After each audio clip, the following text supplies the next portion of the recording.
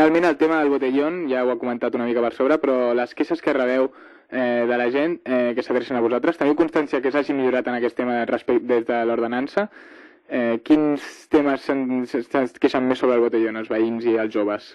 Les queixes que hem rebut per l'anomenat botellón les han presentat bàsicament persones que han estat denunciades per veure al carrer. Per tant, són les mateixes persones que presumptament han comès la infracció, perquè de fet els ciutadans es queixen més del soroll que causen els joves al carrer o les persones que veuen al carrer que no pas pel consum de begudes alcohòliques al carrer.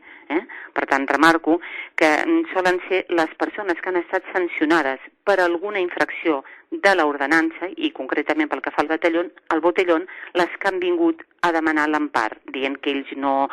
bevien al carrer, que la versió de la gent de la Guàrdia Urbana no era correcta, etc.